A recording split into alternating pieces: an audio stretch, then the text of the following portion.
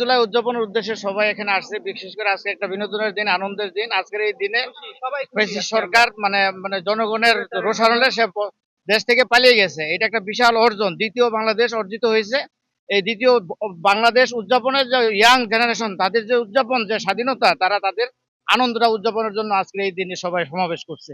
কারণ এই দিনে ফ্যাসিস্ট সরকার এই দেশ থেকে চলে গেছে অন্য দেশে।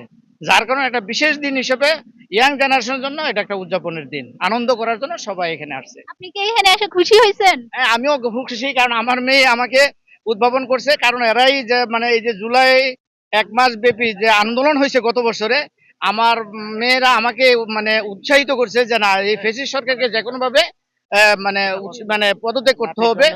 এই জন্য অবশেষে তাদের এই রোষানলের আন্দোলনে আজকের এই দিনে 5ই আগস্ট, যেটাকে 36শে জুলাই বলে, এই দিনেই এই শেখ হাসিনা ফ্যাসিস্ট সরকার এই দেশ থেকে বিতাড়িত হয়েছে জনগণের রোষানলে। যার কারণে নতুন বাংলাদেশ মানে বিনির্মাণে আজকের এই দিনের উদযাপন অনুষ্ঠিত হচ্ছে। এবং এই দিনটি মানে স্মরণীয় হয়ে থাকবে ইতিহাসে। পরবর্তী প্রজন্মে এই বাংলাদেশে যদি আর কোনো দ্বিতীয় ফ্যাসিস্ট সরকার না আসে, ততদিন পর্যন্ত এই দেশ নতুন ভাবে আবার গণতান্ত্রিক ভাবে উদযাপিত হয়ে থাকবে এবং জনগণ আনন্দ করবে। মানে এই দেশকে উপভোগ করবে, গণতান্ত্রিক দেশ হিসেবে স্বাধীন বাংলাদেশ পাইবে। কোন সরকার আইসে বাক স্বাধীনতার উপর হস্তক্ষেপ করতে পারবে না। যার কারণে আজকের এই বাংলাদেশ নতুন ভাবে উদ্ভাবিত হয়েছে, যার জন্য এটাকে দ্বিতীয় প্রজাতন্ত্র হিসেবে ঘোষণা করা হয়েছে।